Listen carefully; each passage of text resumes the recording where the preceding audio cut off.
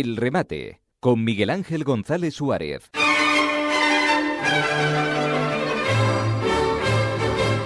Bueno, es la hora de inicio de rematar toda la información habida y por haber que ha sucedido en las últimas horas y que va a suceder en las próximas y en los próximos días.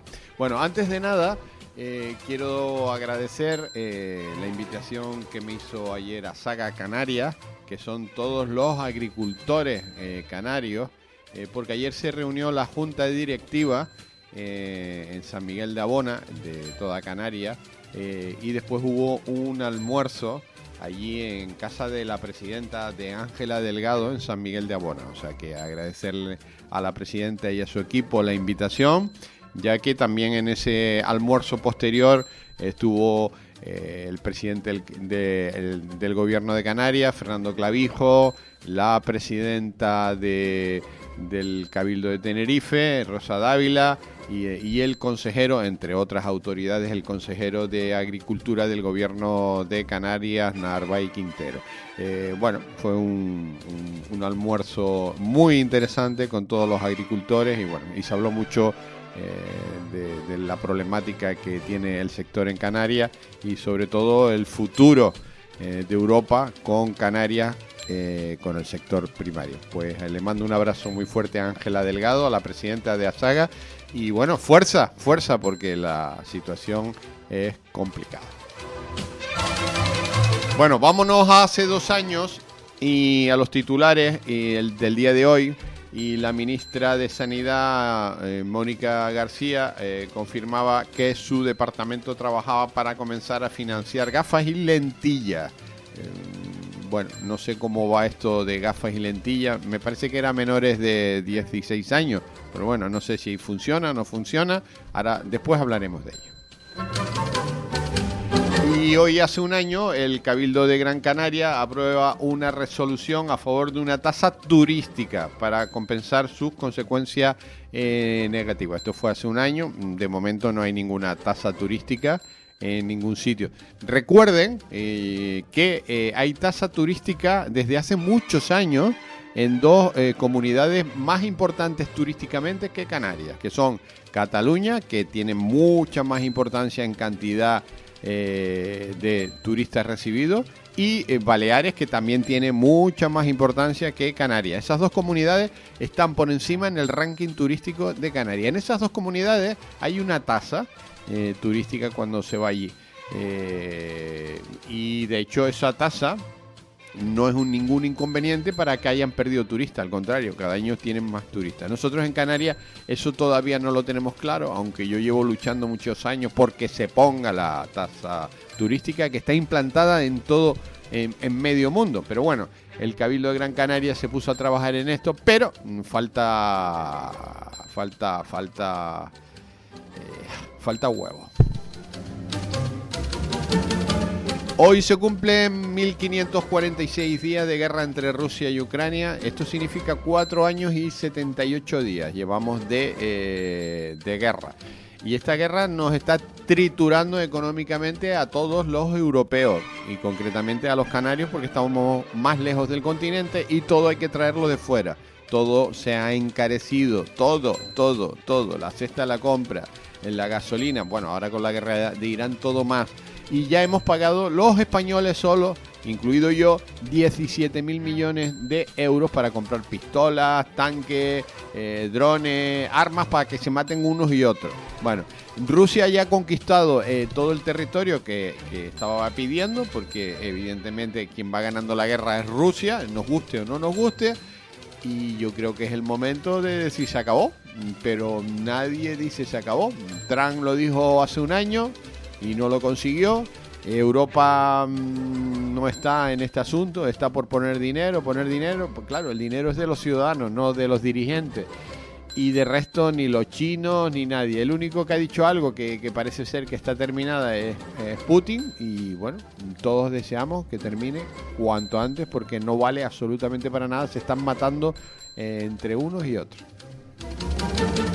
Bueno, y en Oriente Próximo, saben que hubo 40 días de guerra intensa por parte de Israel y Estados Unidos contra Irán, y ahora llevamos 36 días de alto el fuego, 36 días. El tema sigue tenso, aunque parece ser que por el estrecho de Hormuz, por donde sale una cantidad de buques petroleros inmensos, empieza a funcionar ligeramente. Hoy es jueves ya, señoras y señores, jueves 14 de mayo de 2026. Ya hemos cruzado el meridiano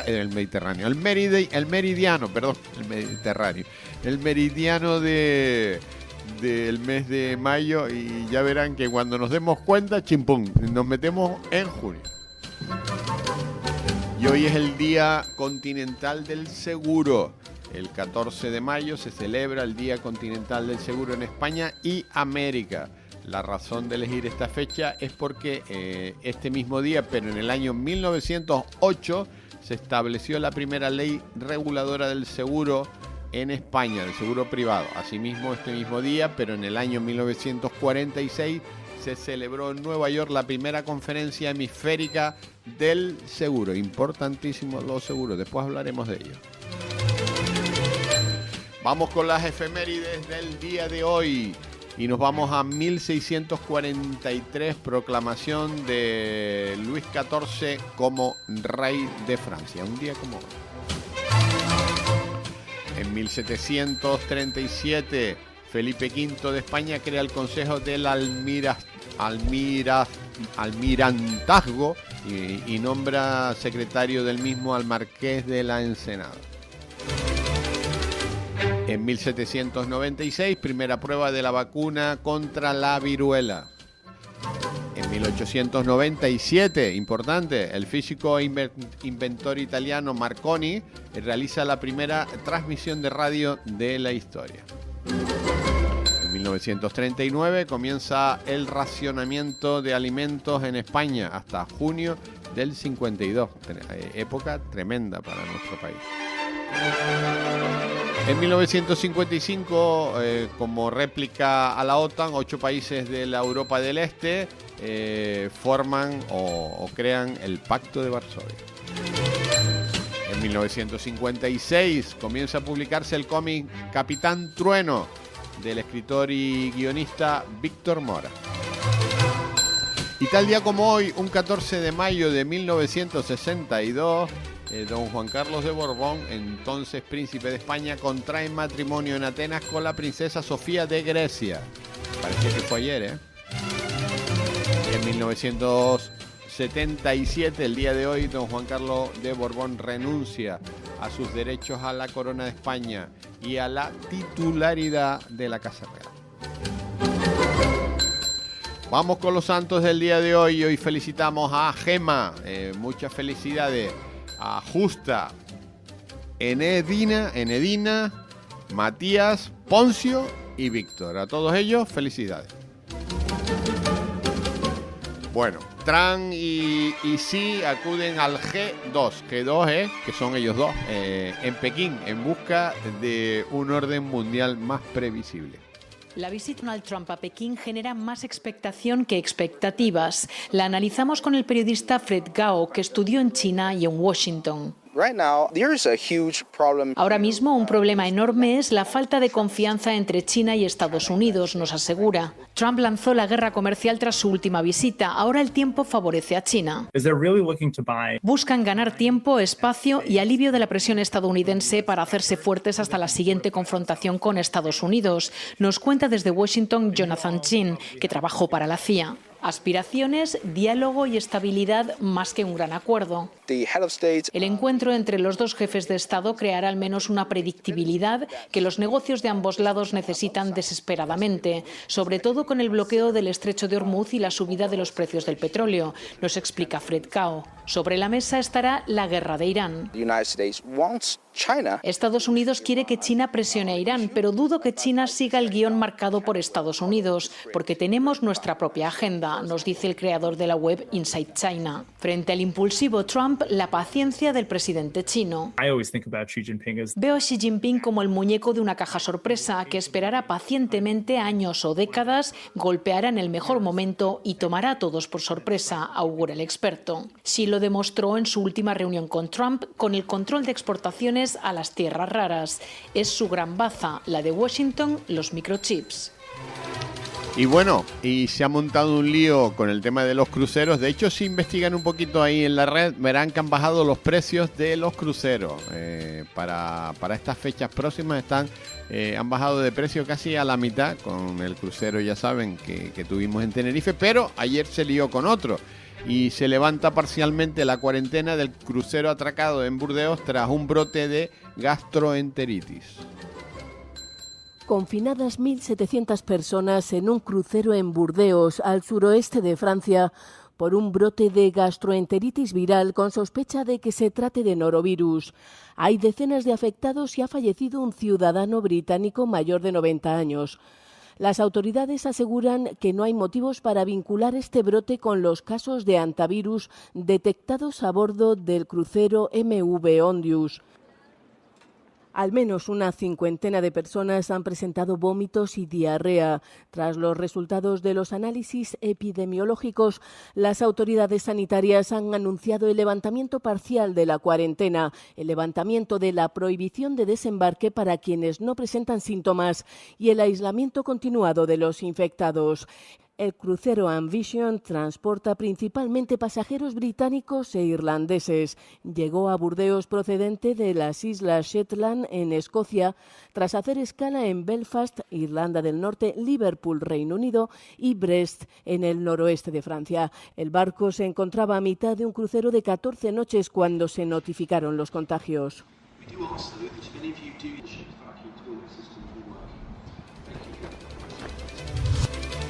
Y los negociadores de la Unión Europea pactan las cláusulas que son la clave del acuerdo con Estados Unidos. Los negociadores de la UE pactan las cláusulas clave del acuerdo con Estados Unidos.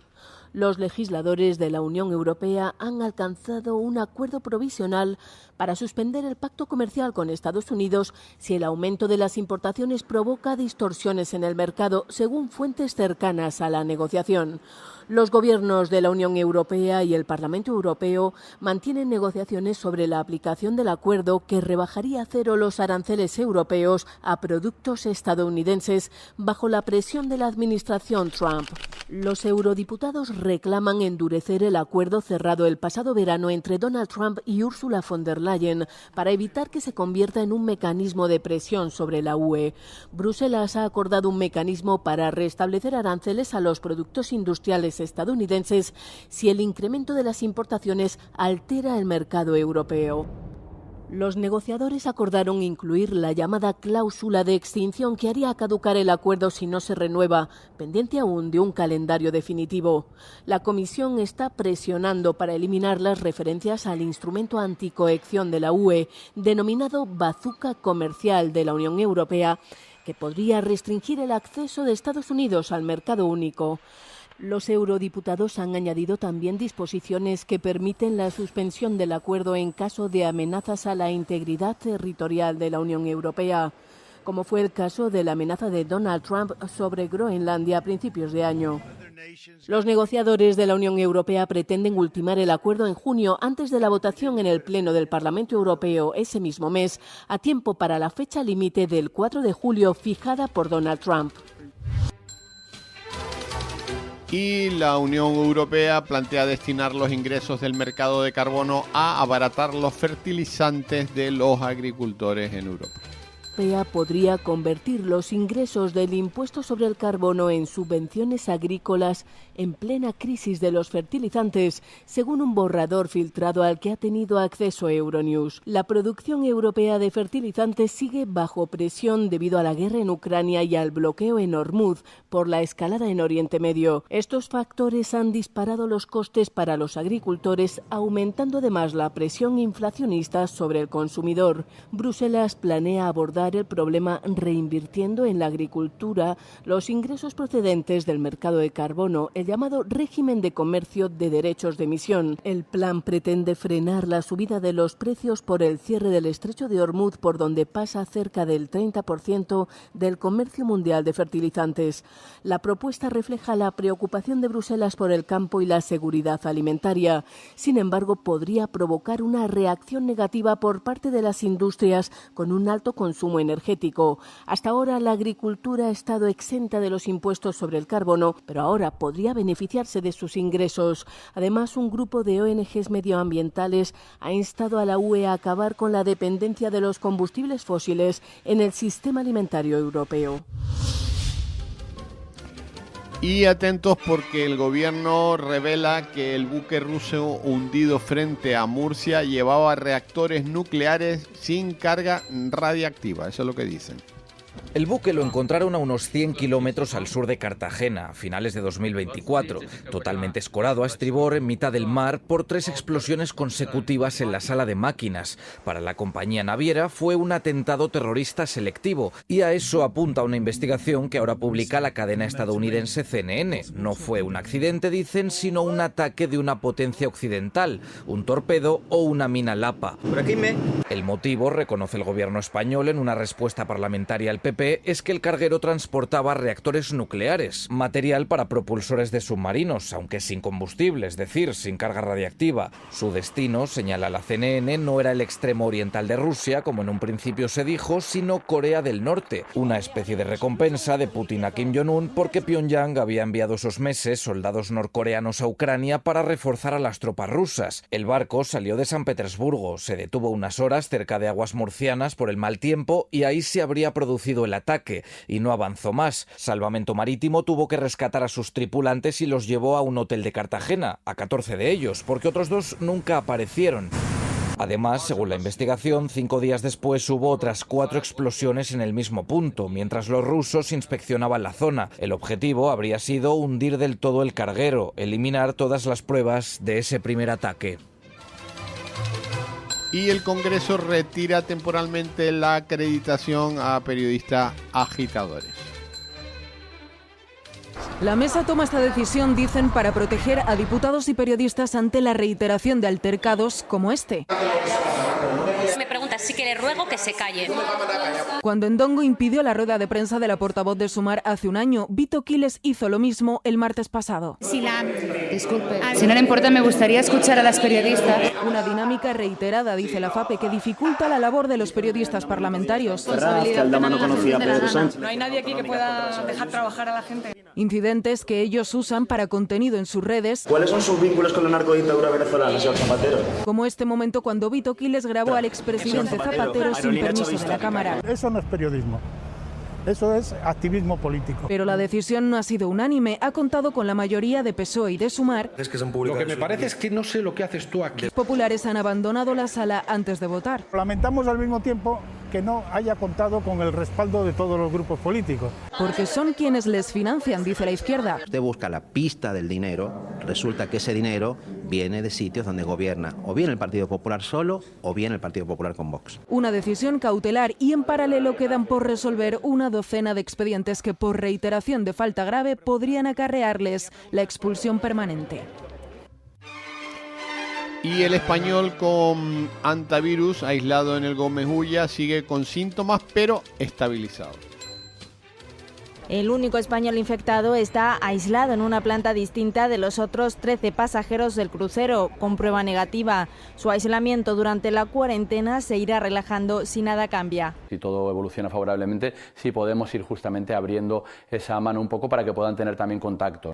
La OMS fija 42 días de incubación, pero la cuarentena la decide cada país. Lo bueno del hospital es que se les puede hacer seguimiento de laboratorio, se les puede hacer seguimiento de temperatura, de síntomas, y si algo aparece se puede dar atención de manera inmediata. La domiciliaria es otra opción. En este caso, la OMS recomienda controlar que se cumple un aislamiento real, no tener visitas, usar mascarilla, lavarse las manos y evitar contactos. Es un poco más complejo de manejar, pero si se maneja con un protocolo estricto, pues sería muy similar. Lo importante es prestar atención a su... Y Feijóo apuesta por contratar 10.000 profesionales para abordar los graves problemas de salud mental que hay en nuestro país. Nuestro país cuenta con recursos económicos suficientes. Mientras la política tenga récord de asesores y altos cargos, tiene que haber algún margen. El Plan Nacional de Salud Mental tiene que plantearse con un objetivo innegociable: cubrir el déficit de profesionales y cubrir el déficit de inversión. La ministra de Sanidad ruega a Fernando Clavijo que deje de alarmar sobre el brote de hantavirus. No desinformes, por favor, le dice. Y para terminar, ponemos una nota musical, un día como hoy, un 14 de mayo, pero en 1998 fallece La Voz. ¿Quién es La Voz? Frank Sinatra. Let me play among the stars.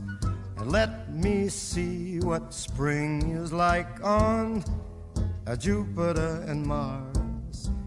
In other words, hold my hand.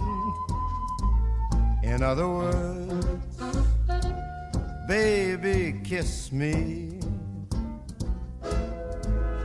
Fill my heart with song and let me sing forevermore. You are all I long for, all I worship and adore. In other words, please be true. In other words, I love you.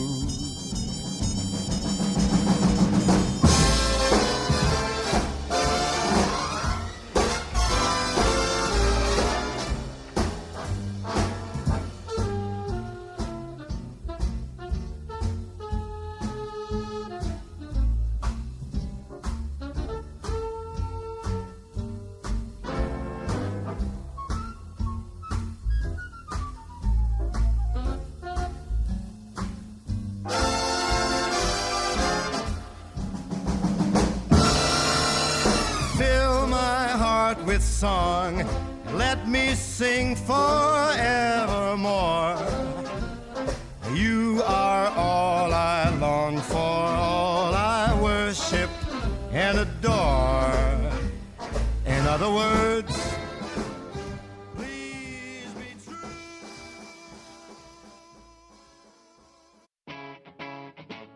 Capital Radio.